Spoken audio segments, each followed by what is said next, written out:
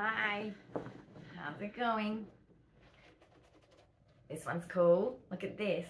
Ready? It's like hundreds and thousands. I love it. Okay, so I'm a little bit tired today. You know, the move, the unpacking. Look at my face. Yeah, I'm tired, and it's 10 o'clock, and I've been up for a couple of hours, more than a couple of hours. I'm exhausted. Like, that kind of exhaustion that you know is not just because it was a long week, a long couple of months. Okay, grab a drink, snack, a drink and a snack, and sit down. And you know the topic because it's in the heading, so you're here for it. So, near-death experience. Have you had one? If you have, comment below. If you've had one similar to mine, comment below. If you've had one and it's just, you know, like, long messages can get hard for me, but yeah, put a summary of like what you experienced, because I'd love to know. I know a lot just by hearing the types of stuff I listen to, of course, with psychology, sociology, anthropology, and all of that. I do hear a lot of near-death experiences, which keep making me go, I've got to talk about mine, because how come they're so much, pretty much the same? And I thought it was a dream when I had it. And I keep hearing these people say this near-death experience things and the details. I go, oh, I can't deny, I try to deny it, right? Because I'm autistic, I'm a truther. Everything has to be facts. So I have to disprove it. Well, I can't. So here's to that. So let's talk about it. Especially for those of you that don't know anything about it, because, all right, let's just turn the heat down. Yeah, no, the aircon up. Okay, menopause, past it, but still, chronic illness, many things. I can't regulate my temperature. Part of my problem, my thermostat is broken. Right, so let's put it on so it keeps me cool. I'm so hot. Today I've got a lot. Sir's doing the extra bedroom, the Star Wars room. He's doing good, but he's buggered too. He's the same thing, not just 1 week tired buggered, he's really buggered. And then of course we've got to go out. I've got to get a new pair of shoes, some sneakers to put my orthotics in. What's the other thing?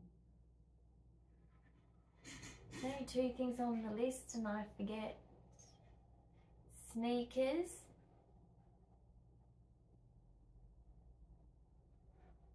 It will come to me later. Anyway, you know what it's like when you move house. Boom. So, basically, what was it? Now it's going to drive me crazy.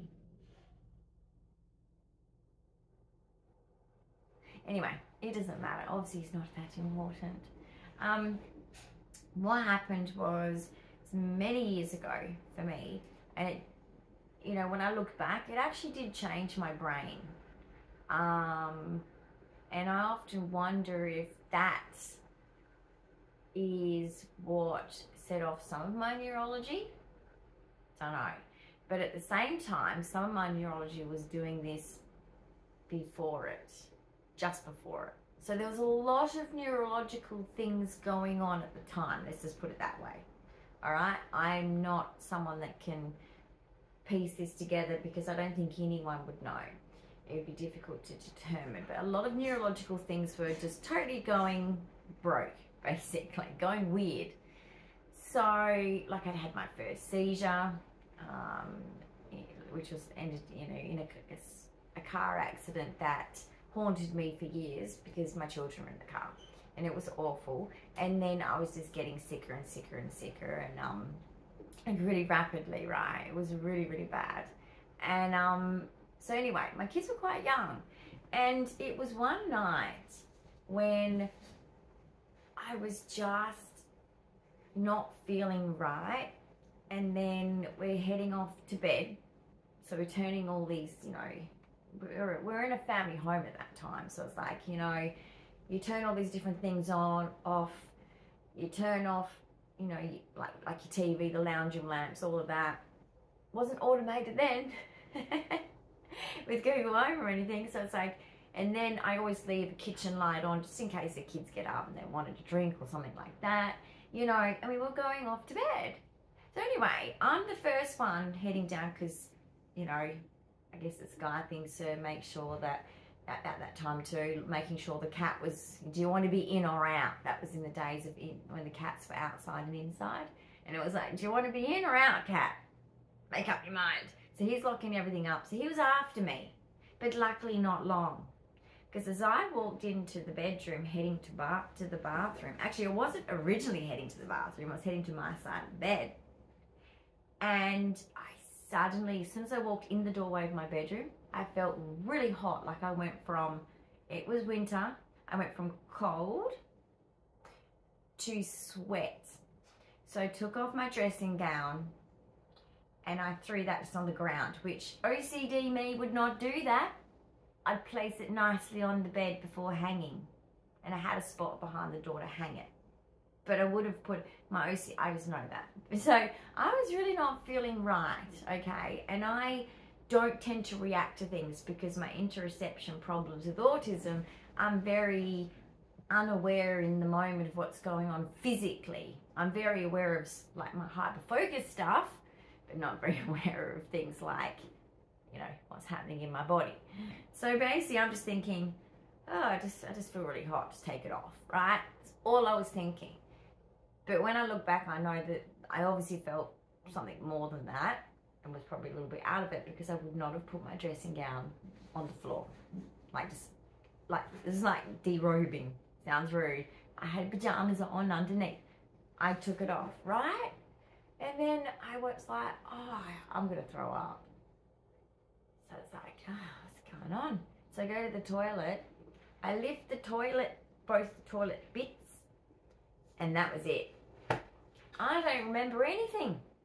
Well, actually I do, but not on Earth. I don't know where I was, but I went somewhere. So basically what happened was, so this is from Sir, because of course, all I remember is looking down at myself and I was in a, what do you call it? In the fetal position, curled up on the bath mat in front of the shower. That's what I was looking down on. But, you know, the way Matt found me and where I hit my head and how I bit my tongue and all the rest of it, I had fallen into the shower recess, which was the square ones, hit the shower wall, slid down there, and I was hanging over the step. You know, you've got your step, and my body was on top of it. So he had to pull me out of the shower, basically. And so anyway, and where was I? I was floating at first. I was floating, just like this, just all curled up, and it was like, it's nice and warm, and I was like, oh, where am I going? Seriously, it's very dreamy. It's very dreamy, and didn't want to come back, and I was just floating up, and it was so warm, and I was like, I don't feel any pain. Like, this is amazing. You know, like I was literally doing like this mental body check, which is so not my thing, and I was like, oh, is this what it's like to not have any pain? Now, I'm not thinking this in words.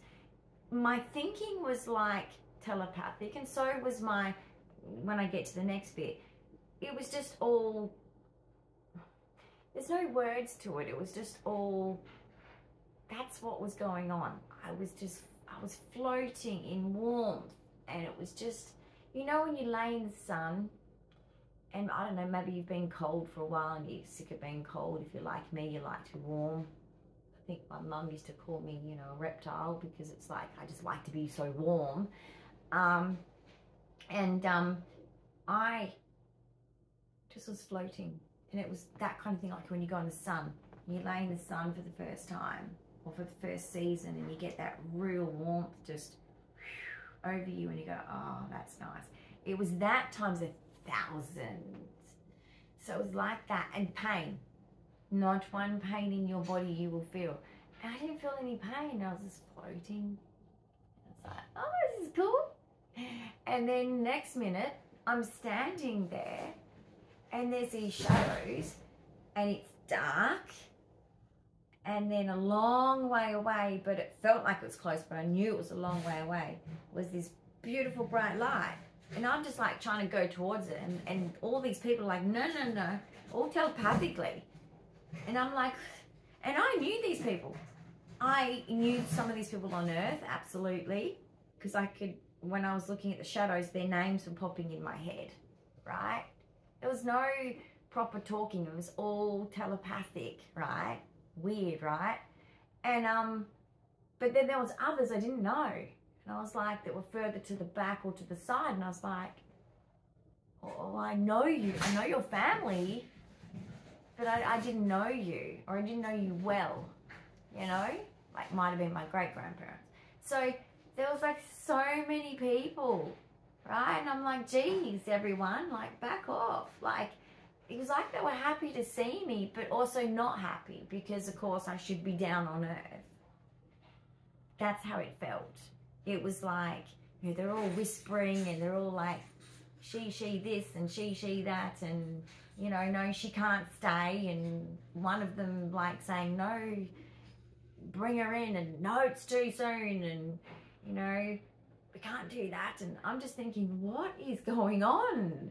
Like, why are all these people not letting me? I just want to go towards that light. That's where I'm meant to go. You're all in my way. I love you all. I knew there was this absolute love in the room. Just like when you're at Christmas and everyone's getting along and everyone's happy and happy together as a family. The warmth of that is what I felt. And so, and I knew who was at the front center, and it was almost like the people at the front that were the real connectors to me on Earth, basically. At the peak of that was my grandfather. And, you know, and then to the side, I knew there was my other grandfather that was kind of like, you know, also very prominent. Whereas one of my uncles was kind of trying to be more forward, but was being told, no, you know, get back. So there was obviously a hierarchy going on there. But of all care and concern, nothing toxic, not like here on Earth. And it was just really, so all through this telepathic thing, it was weird. And I was just trying to get my way through and go. And they were just like, in the end, all I'm hearing is, it's too soon. It's not your time. You're not finished. You've got things to do. No, she hasn't done enough. She needs to go back there. I'm thinking, I haven't done enough. I've done a lot. But in hindsight, at that time, no, I hadn't done enough, right? There was so much more I've done after that of my life. So when you look back, you see that, right? And so I'm like, well, what the hell? Like, I just want to come through. I want to go. Like, it's so nice and warm. Don't send me back. It's dramatic down there. It's nicer here. And so, no, like it was just, and then there was almost like this pause. It was like we were all in a pause to just enjoy that moment. That's what it felt like.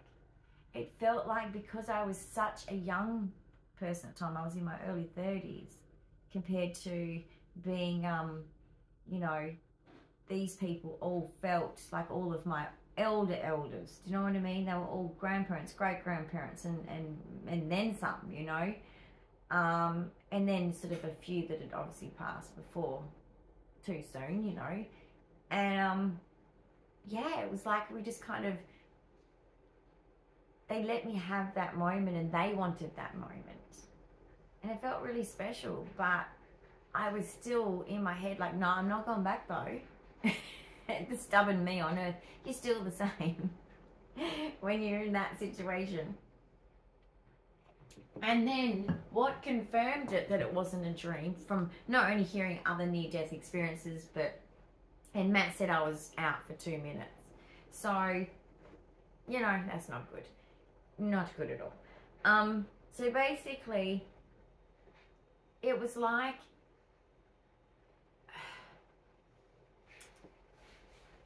yeah, like when the way my grandfather spoke to me, he was the person to tell me, you know, you must go back.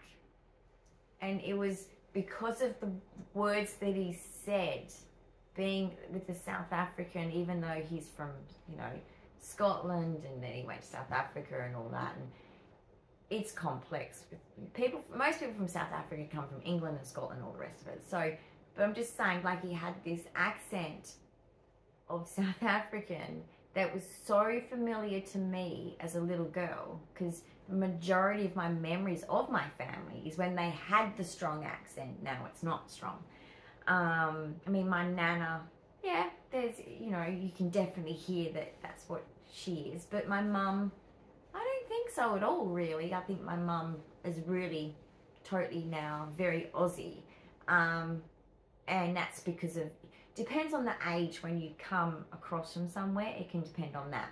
Well, they say it does depend on that. And I agree, because when I look at my family, that's how it turned out. So it was also my grandfather's South African choice of words. So he said, "My girl, you must wake up now." And I was like, "Oh yeah, that's Pa." Mm-hmm. And I'm like, and you know, you listen to your elders, don't you? You go, "Yep, okay." Even if you don't want to, even if you have a lot that you want to say back, like, no. I knew I couldn't say no anymore. I was like, okay, Pa. I'll go back and I'll do my best. That's all I remember thinking was, I'm going to go back and I'm going to do my best, right? Because I had to accept that I couldn't stay in this beautiful place. That's how it felt. It felt great. I did not want to come back, but I do remember the closer I got to my body again, I remembered my children, and I was like, yeah, I'm coming back. I need to be here. And he said it again. Well, a different saying, because I was in my body, and I was once again looking down at my body. I'm looking at myself, and I'm hearing, you know, Matt checking on the kids in, you know, making sure that the driveway, they were sort of going back and forth to the driveway for the ambulance, right? So I could hear that, and I knew I was partly back. And my grandfather said in the same thing again, "My girl, you must wake up now. You must wake up now." And that's the last I heard of him. He disappeared. He left me again. It's like, damn it, I just lost you not long ago, and now you're leaving me again. Anyway, no, actually, yeah, the timing around it was, well, I don't think it had even been gone a year. I think it was less than a year. And I must admit, I had a breakdown when my grandfather passed away, and no one in my family saw it, because I'm autistic. No one could see it. You know, autistics don't show things the same way a neurotypical does. And, you know, the more pain we're in, we actually go quiet. So if we're in like a little bit of pain and we're just more in discomfort and irritated, we'll say something. But when we're in massive amount of any kind of pain, emotions, physical, we're quiet. We're like mute. And well, that's the case for me. And so my grandfather's passing, I mean, my first grandfather's passing hit me like a ton of bricks. That really took a lot to get over, and I only got over it by seeing him in a dream, which I don't think was a dream, telling me he was okay, and that I can let go. And so I let go. That was tough. But this one, same thing. Like, both my grandfathers rocked my world when they left, because and then when my last one left, knowing that you only got two grandfathers, right? It broke me. It absolutely broke me. But it was silent because people didn't see it. because I didn't realize the relationship. It's a unique relationship because I didn't have a father figure living with me. I saw probably my grandfather just as much as my father. I had more of a connection with my grandfather for whatever reason. With, you know, my father's father, I had more of a connection than my father. I had more of a connection with my mum's father than I did with my mum. It was just how it was. I don't know. I think because they were autistic. But, you know, so when I came back and woke up and there was ambulance people there, I was like, oh gosh. And then, you know, and I think this is what happens when your body stops for a little bit and comes back. I threw every contents out of my stomach and every contents out of my, you know what, I was empty. I didn't even know I had any of both ends in me, to be honest, because I was having a day of just, gastroparesis is fun. We have these days where you can barely eat at all because it just, your body just doesn't tolerate it, right? And so I was surprised on what the contents of my body was, but I was just, so after that, yeah, they took me in. And look, that could have been a seizure, another one, the second one, to the first one, because the first one was, like I said, happened when I was in the car. And the second one could have been that.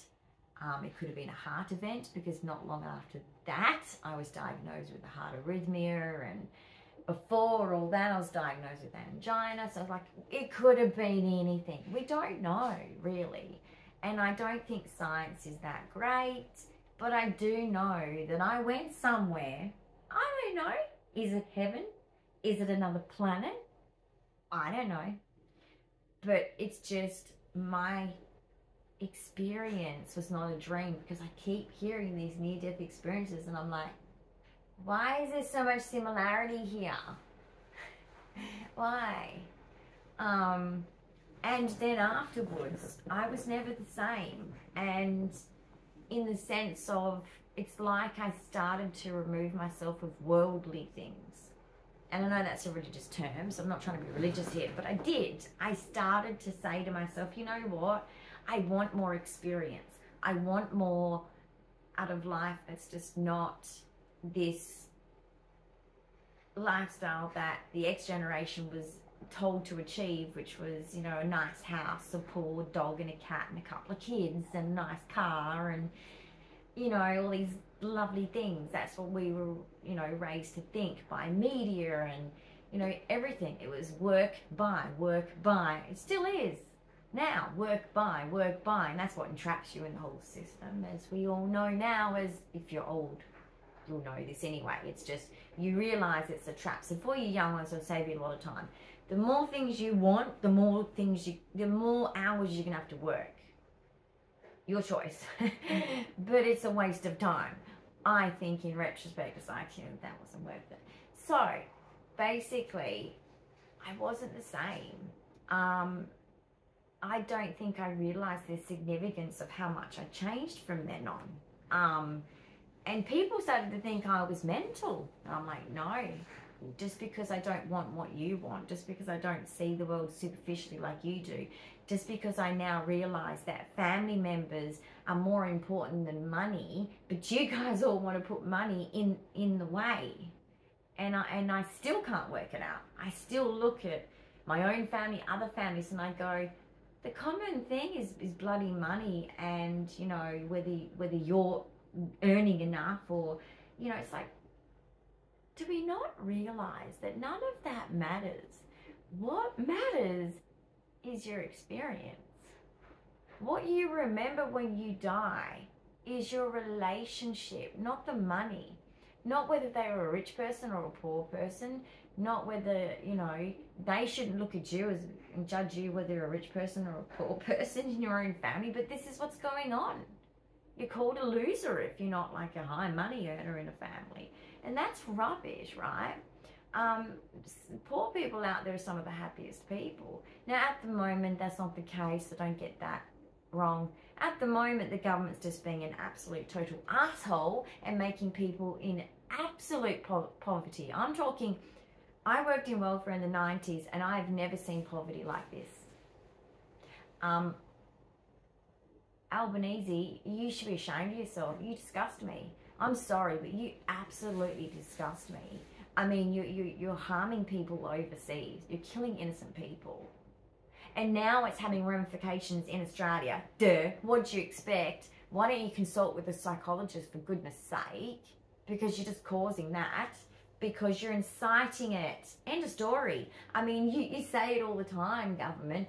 Oh, we don't want our citizens to see this on the media or see that. Well, guess what? The fact that you're killing innocent people, and I'm for both sides. Don't kill the Palestinians and don't kill the Israelis. Don't kill anyone. Okay, stop killing people, please. Thanks. Because it is having ramifications in Australia. We are a multicultural society and it has an impact. People are going to protect their culture, sadly.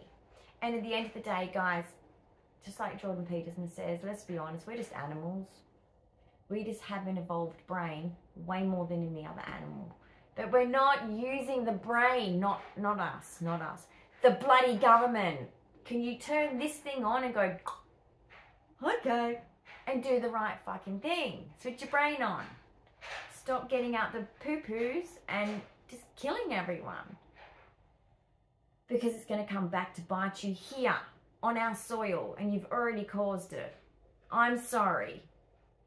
With the recent case, you don't know the motivation, you bloody well do. You don't want to say it because you know it's going to incite more. You're already inciting it by doing what you're doing overseas. Anyway, that's my opinion on that. So, basically, I just started to get into, I want connections. I want deep and meaningful conversations. Screw these superficial crap. You know, like, it really pushed me that direction of going back to, you know, not being an autopilot, not being in switch off mode. And to be honest, was the best thing, especially being an autistic. Because an autistic is, and this is how I describe it, and I don't think I've seen a theory on this, but there is some scientific articles posing the hypothesis that are autistics the very natural style of brain, meaning we just want things to be really simple and easy and natural. We don't want all the fluff. And I agree. And when I was diagnosed, that was my biggest change that made me be for the first time me. And also made me happy, of course. And I'm not talking about excitement happy. That's not happy. Excitement and happiness, don't get them confused. Being happy is being content, being okay with yourself and other people. That's what it is. So basically, you know, I realized that, yeah, what matters to me is relationships and the time spent with loved ones. Because when they're gone, they're gone. They're gone. And it's just a really sad thing in life. And I do hope that we all weren't just having the shared delusional dream that this near-death experience that I'm talking about is the place we go. I do think it is because I've experienced it. But I'm just saying, when you're on this earth, you don't see them again. We don't know what happens up there. I don't know what the system is up there. Can you let us know? No, they probably won't. It's like a secret. But I'm just saying, like, it's just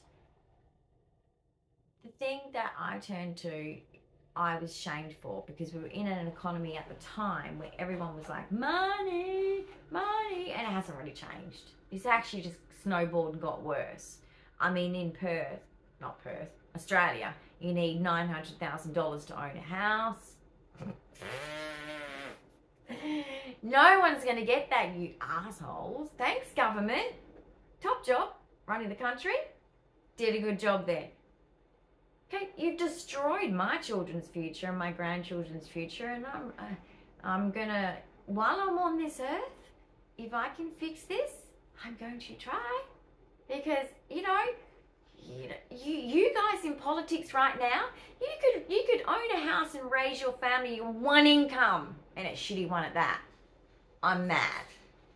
Don't even start me. So basically, anyway, just know if you want to know what I learned out of it, it is that.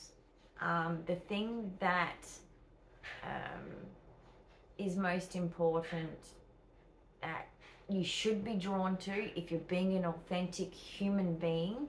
And when I studied psychology, human beings are not built for this way of living, guys. Okay? The automatic nervous system is being kicked off in all of us inappropriately. Like literally inappropriately. It should not be like this. Traffic lights, mobile phones, screens, all of this. It's just too much, too fast. It's unnecessary. And then to the point where what's missing? That people's need to belong. People don't have friends anymore. There's all social media. It's toxic, right? So that's in the Maslow hierarchy of needs. Food, accommodation, shelter. Australia, those needs aren't being met. And so people are going crazy. Cause and effect. So, you know, it's about people. And we can make a difference because us individuals can do something. Okay, you affect the people around you. That's enough. That's enough. You'll be surprised how many people you affect. So just, yeah, I don't know, instead of going shopping sometimes, call someone up and say, do you want to have some coffee together and snacks and hang out? I know that the coffee and the snacks is just like code for let's get together, sit in a room and talk. I don't know why people just don't get to, even just like all these things, like not saying that some of you don't enjoy those activities, but why do we need an activity to get together? You don't. Just get together. I know they call them coffee, like catch-ups and things like that. That's kind of code for talk. But, you know, just encourage more human connections between you with other people with other people, and groups of people, and just make sure that you belong and others belong, and stay connected with your family. I mean, it's got to be a mutual thing. That's with friends and family. I'm sorry, I don't have the answer to that one because I'm autistic. I get along with everyone. I can do conflict resolution so easily, but others can't. So I get a bit stuck and I don't have the answer. And I've studied psychology for 3 years and I don't have the answer. I think it's a choice some people make to just be like, oh, I'm going to be angry and I'm going to be bitter and I'm not going to let it go. So, you know, just maybe just tell them to watch Frozen. Let it go. Let it go. Yeah, I meant to do that off key. Okay? But do you know what I mean? Let it go. And if you're one of those people that does feel angry and bitter and all that, let it go. Seriously. Can't you think of the good times? Every family member we've ever had. Every, you know, well, I've only had one partner. That's not fair. Anyway, everyone, every friend, we all have fond memories of people that we love. Look at the bit like that. That's not bad to look at and focus on the good. You do it for yourself. I'm going to get up every morning and I'm going to do my affirmations and focus on the good. Then do it towards others. Look at them.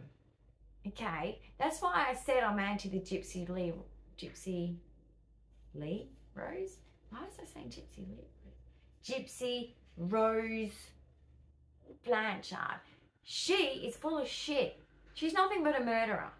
End of story. Because a child abuse survivor, okay, we love our parents still. We don't want any harm. She's full of shit. Anyway, just focus on the good. Focus on the memories that are good and create memories of good. You've got to make memories. Memories don't always just happen. You've actually also got to make them. Picnics, right? Go to the beach.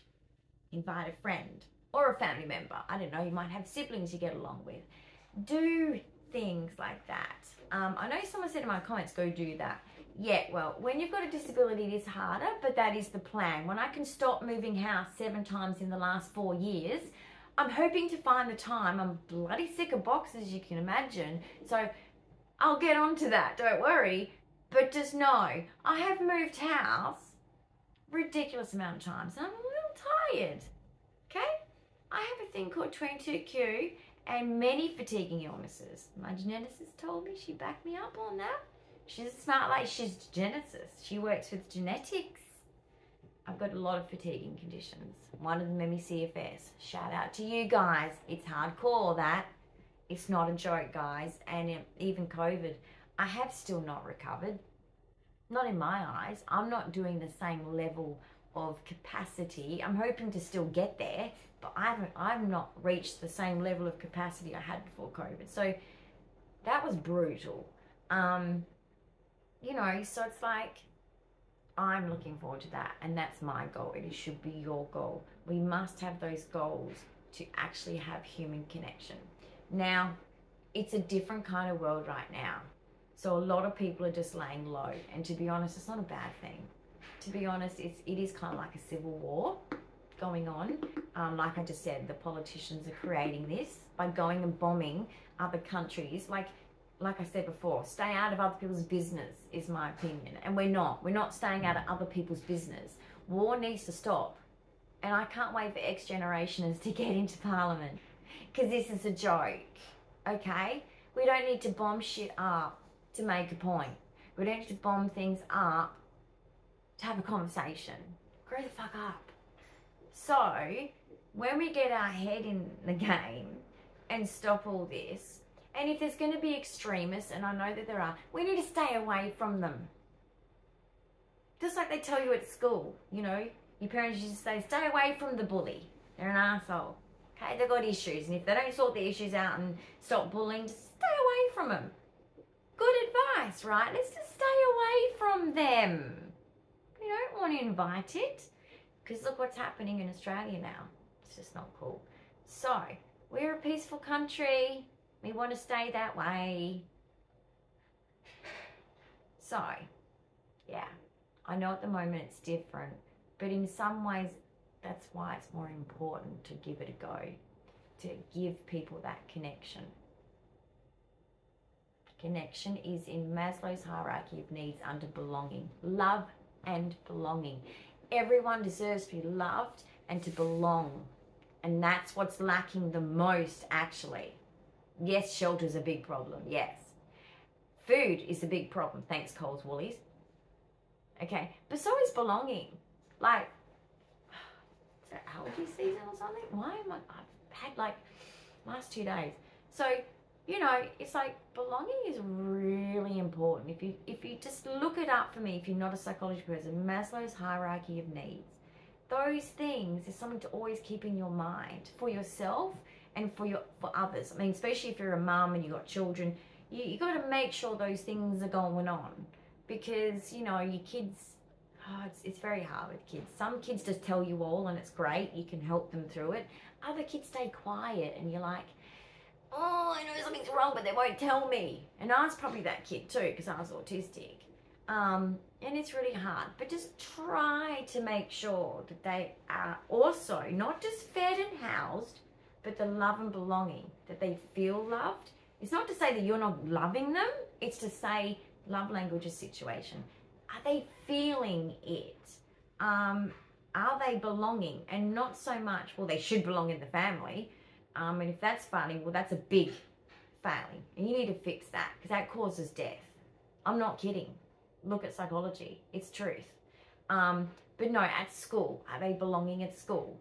Or if you've got an adult child, are they belonging at work? Are they belonging in their social group?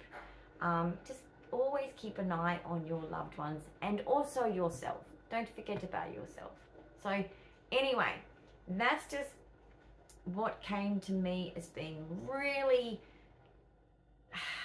I mean, I've always been that way inclined, but I lost myself. If my Uncle Ray was alive, he would have said that. Yeah, you lost yourself for a while, but you came back.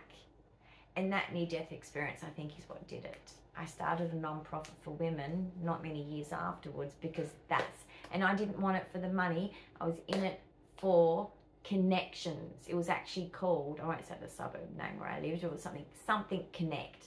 I wanted women to connect. Now, unfortunately, they were very bitchy towards each other, which was a real shame. But anyway, you try, right? I'll never understand neurotypical women. Never. It's so much more fun when you get along. But anyway, they have their reasons. They've obviously suffered pain. I don't know what makes people bitchy. I don't know. Maybe you can educate me on that because I'm autistic. But anyway, that's what it came down to, is the message out of it. And if you've had a near-death experience, let me know. I really want to know because, oh my goodness, it's weird. It's weird. But it's real. I swear it's real because I keep hearing these stories. And this was like more than a decade ago. Long time ago. Long time ago.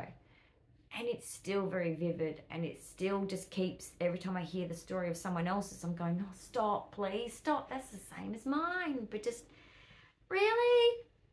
It's a thing. It's a thing. So let me know. Let me know. Thanks, guys, for listening, and I hope you got something out of it. Take care. Bye. Do something good for yourself and for others. Belonging is important, just as much as food, water, and shelter. Mwah.